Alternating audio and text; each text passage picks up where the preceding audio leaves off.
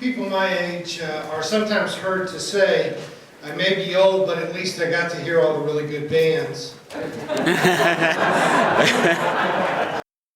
I am old enough to have seen the Beatles perform, and I am old enough even to have gone to Woodstock. I just wasn't that cool. But I do feel fortunate that some of the most amazing authors and thinkers of our time who have passed away in recent years. I got to hear both Truman Capote and William Buckley, though admittedly they were both drunk at the time. In fact, Truman Capote was just escorted out to the microphone. He leaned in and uttered obscenities for about 15 minutes, and a university official came out and let him back off stage. But I have heard Truman Capote. I have met and talked with Scott Peck. I was frequently in Peter Gomes' classroom at Harvard and in his living room in the chaplain's residence. But the most impressive, now deceased person I've ever gotten to talk to in person was the American historian Howard Zinn.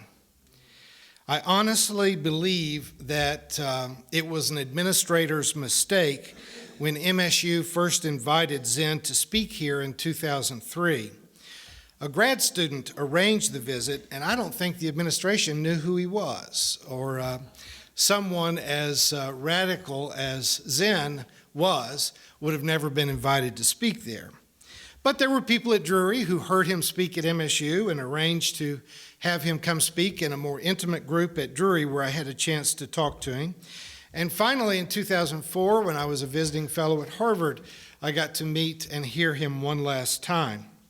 When we started this church in 2008, one of the first things we did was ask Dr. David Adams, our resident American history professor, to lead us in a year-long study of Howard Zinn's book, A People's History of the United States. An old proverb about history says that history is always written by the people who won the wars, written from the perspective of the people who did the oppressing, who did take control of the governments in each cases. But Howard Zinn's real gift was to tell the story of the history of America from the side of the American Indians, from the side of the oppressed, from the side of labor union workers, the victims of the genocides, the displaced, and the poor.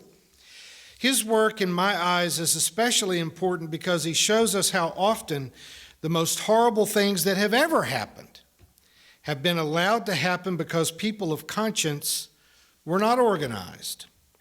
They didn't organize their opposition. And ultimately, very many otherwise good people were tricked through the lure of false patriotism or evil religion to murder and to do horrible things. It is important to note that most of history's genocides and the most horrible events of history were legal. They were done legally under the auspices of the government that was currently in power. Zinn said, historically, the most terrible things, war, genocide, and slavery, have resulted not from disobedience, but from obedience. One of the biggest problems of ethics we have in the world is our fear of being disobedient. We have been obedient to sick religion. We have been obedient to the manipulations of governments. We have been obedient to fear-based prejudices that never made any sense, that we were just taught to be prejudiced about races, about sexual orientation. We accepted discriminatory hiring practices and the institutions that both create and perpetuate poverty. Every time I heard Zinn speak, I could feel a kind of collective resolve in the room, that every time at MSU, at Drury, at Harvard, you could just feel a kind of emotional electricity as people realize that we've been lied to by official histories, that we have been manipulated into cooperation with oppression. We've been raised by schools and churches and families to to be obedient to rules that if we ever thought about them, we would have never bent the knee to those kinds of heinous beliefs. But that kind of fire doesn't last long. We heard him speak, we put on our coats, we went back out into the cold, dark night of the real world. It is so easy then to read a people's history of the United States, to think about the kinds of facts of social justice and atrocities that have taken place, and just to become very, very cynical. And cynicism can paralyze a generous heart. Cynicism drives us into isolation. Like that bad guy in the Matrix movie, Cypher, if you saw those movies. He decides that reality is too painful, and he chooses then to be plugged back into the Matrix, to be lost in the unreality of imagination, rather than face the painful realities of a world that demanded both sacrifice and courage. The very first person who left a church where I was the pastor and everything seemed to be going well, and she made the decision to go to another church, and I went to her home and I asked, what's wrong? Why aren't you staying with us? And she said, I go to church to be made to feel better. And when I listen to you, I feel like if I don't do something, that things are worse. And I thought, she at least is listening. So occasionally you turn a good Christian into a Presbyterian. It just happens. But friends, you think this is why we had to start a church. We couldn't find a church we wanted to go to. We need each other, because without a faith community, none of us could maintain our courage. There are no long-lasting solo prophets in the world. We need prophetic communities, not individual martyrs. Our scripture lesson today is, I believe, the only passage from Hebrews that I've read aloud in church for 20 years. Hebrews is one of the kind of sketchy books of the New Testament. In ancient manuscripts, it was stuck onto the end of the collection of Paul's letters. We've been talking in class about Marcion's first collection of the New Testament. He didn't include it. A lot of people, a lot of churches in the first 2 centuries of the church did not include the letter. Some people argued that the Apostle Paul had written it, but it never gained enough popularity to put it in the middle of Paul's collection of letters. It always came at the end. If you look at the collection of Pauline letters in the New Testament, they're organized from the longest to the shortest, starting with Romans and 1st, 2nd Corinthians, and they get shorter and shorter and shorter down to one-page Philemon, but then Hebrews comes after that, because even the ancient church was never quite sure. Modern scholars are absolutely certain that it was not written by Paul, and if the church of the 4th century had been similarly confident, it would not have made the cut. Its theology is mechanical and too frequently heavy-handed in its moralizing. It is, however, a letter written after Paul was dead, written in a time when the church actually had come under severe persecution. Paul often talks in his letters about being persecuted, but historically you have to say Paul really didn't know what was coming down the pike. For Paul, persecution was much more individual, an arrest of 2 or 3 people. The massive murders of Christians did not come really until the very end of Paul's life. And in fact, Paul's life may have been ended by it when the great fire of Rome took place. And some people speculated that Nero had started it himself in order to redesign the city of Rome the way he wanted it. But the fire burned up more of the city than anyone would have anticipated. And so he blamed the Christians. And the Christians were then rounded up and murdered en masse. And that's probably how Paul died. He was probably in prison in Rome at the time of the fire and would have been one of the ones that Nero executed in order to scapegoat the Christians for having started the fire, which of course is absurd. They would have had no reason to do that. After that time, though, it did become very dangerous for a couple of generations to be a Christian in Rome. Many people were dying, and many more then were abandoning the young church in order to avoid persecution.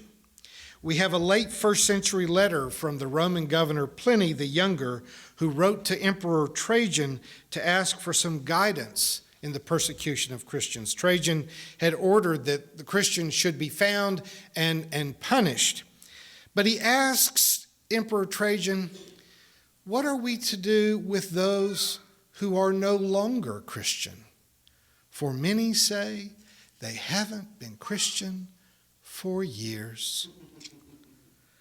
The church was falling apart because of hard times. That's when the letter to the Hebrews was written, which accounts for a lot of its severity and its demands of loyalty to orthodoxy. We can be quite liberal when things are going well, but when things start to get tough, people will batten down the hatches and say it has to be a certain way. But this one passage that we have before us today from chapter 10, I find very intriguing. In fact, in many ways, it's just one word in this passage that draws my attention. The author writes, let us consider how to provoke one another to love and good deeds, not neglecting to meet together, as is the habit of some. Let us consider how to provoke. Now, I'm no linguist, and I usually leave all of the Greek translation gymnastics to Dr. Trobish, who is, in fact, one of the world's leading scholars in biblical translation. So we're very lucky to have him around. So I usually don't even talk about that stuff. But provoke is an odd word to find in a sentence about love and good deeds. The Greek word paroxysmon cannot be translated into something you would have expected Paul, or even a decent pastor, not to say that Paul was a decent pastor, but you wouldn't expect him to say. He would say something like, let us encourage one another to love and good deeds. But it really can't be translated into church language. It doesn't say teach, it doesn't mean lead, it doesn't mean inspire. In fact, it's a very harsh word. Sometimes it means to cut or to sharpen, even to pester or to irritate, to punch. We find it translated as incite in some cases, but in this case, the word provoke is probably the best term. It's a hard word to be used in a hard time. But really, when it comes to working for justice and mercy in the world, when is it not a hard time?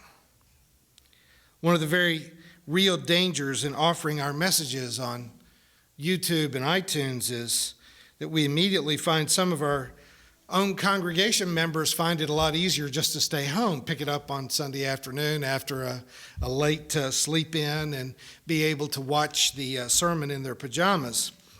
I'm glad that people are interested in hearing what I have to say. I've always believed that the whole world has a right to my opinion, and now we're offering it to the whole world. But let me just ask you to consider this.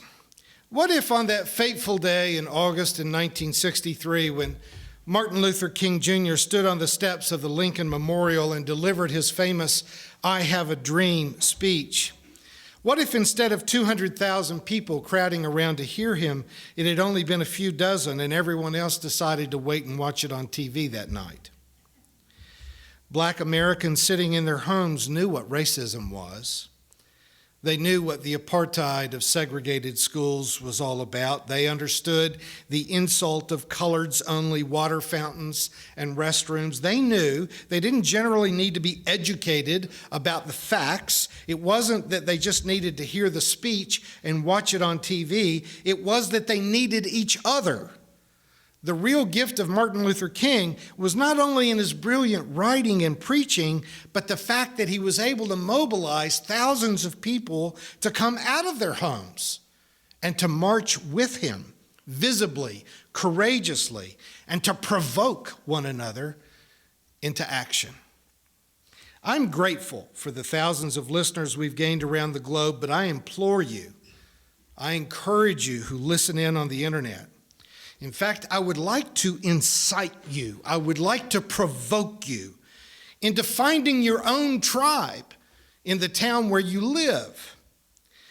Listen in when you can, but don't let this video be a replacement for getting off your butt and going and finding a community with other people who are also willing to be provoked into deeds of love and good works. Because if people don't get together and work together, those deeds don't happen. Many of you are here today because you are actively involved in service to the poor of this city. You have been actively engaged in the civil rights movement for gays and lesbians. You have been active in political events, trying to serve the poor, trying to address injustice. But how involved were you in those things before you found yourselves surrounded by people who also were provoked to love and good deeds? Some of you have been with me on mission trips to New Orleans to do hurricane relief after Katrina. Others have been with me to Joplin to do tornado relief after that event. Several have gone to Nicaragua, and others are going with me again in February. Would many of you have gone to Joplin or New Orleans or Nicaragua on your own? Would you have by yourself just decided to fly down to Managua and see what you could do to help out in those rural jungles? Would any of us be who we are now without each other?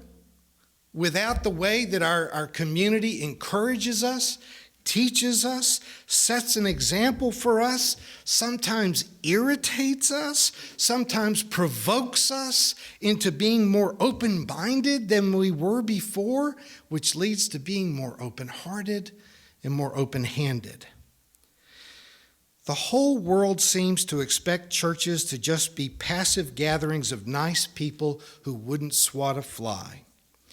And I know that some of you would like it better if I was a little less outspoken, a tad more concerned with being publicly perceived as being a lot nicer and more patient and more kind than I ever have been. But there is this passage in the 10th chapter of Hebrews. Let us consider how we can pester, how we can irritate, punch, provoke. And you know me, I'm quite the biblicist. I intend to do this. Without these two verses from Hebrews, I would just be an obnoxiously opinionated old preacher. But as long as we stay in community with one another, I'm just doing my job. But let's not just be difficult people. Let's try to be difficult in a way where we provoke one another to be more than we were yesterday, to more deeds of love, to more actions of justice, to change the world. Amen.